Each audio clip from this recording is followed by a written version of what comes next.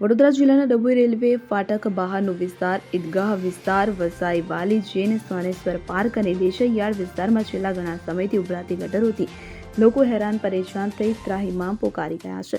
ડભોઈ નગરપાલિકામાં વારંવાર રજૂઆત કરવા છતાં તેનો નિકાલ નથી કરાતો।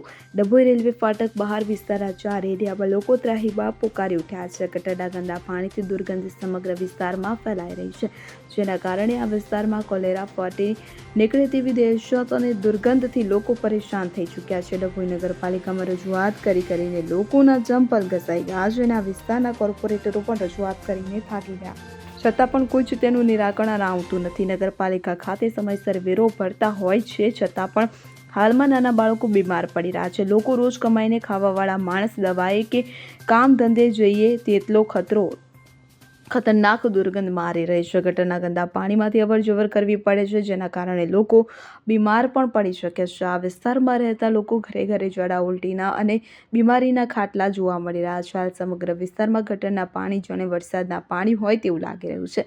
વિસ્તારમાં અને કેટલીક જગ્યાએ પાણી લીકેજને કારણે લીલ પણ ભાજી ગઈ જોવા મળી રહી છે। આજરોજ આ વિસ્તારના લોકો વિસ્તારમાં ભેગા થઈને નગરપાલિકાની ચૂંટાયેલા પ્રતિનિધિઓ પર રોષ વ્યક્ત કર્યો હતો। એક તરફ ડભોઈને દર્ભાવતી નગર બનાવવાની ધારાસભ્યશ્રીની મહેનત ઉપર પાલિકા સત્તાધીશો ગટરનું ગંદુ પાણી ફેરવી રહ્યા છે, ત્યારે વિસ્તારના લોકો જણાવે છે કે દર્ભાવતી નહીં પણ ગંદુ નગર બની ગયું હોય તેમ લાગી રહ્યું છે।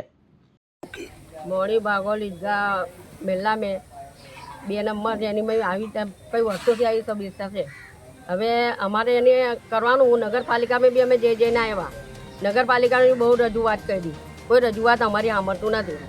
હવે એનો કંઈ ઉપાય કરો તો બહુ સારું છે। અમારા ઘરમાં જાજરું વામીટો મેલેરિયું બધું છે, મચ્છર બહુ છે, અમારા ઘરમાં નાના નાના છોકરા છે, એનું કંઈ ઉપાય કરો હવે, નહીં તો પછી અમે નગરપાલિકાની આવીએ આ છોકરામાં આંદોલન લઈને તો દવા દારૂ તમે કરો, અમે કઈથી કાઢીએ પૈસા, ખાવાના કાઢીએ કે એ કાઢીએ।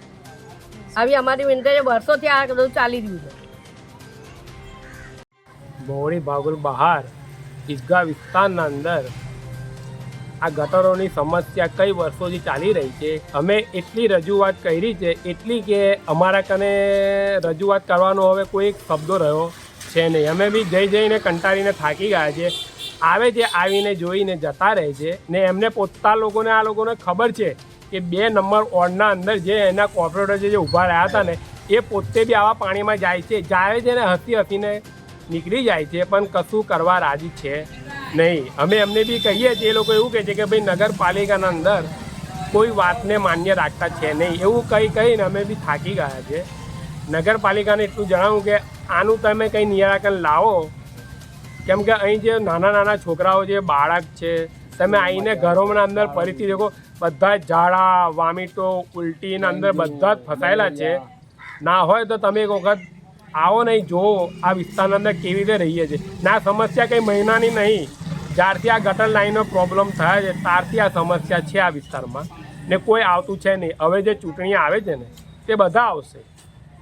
ફકીરા ખત્રી સાથે CN24 ન્યૂઝ ડભોઈ। હવે જુઓ દેશ દુનિયાની તમામ ખબરો તમારી આંગળીના ટેરવે।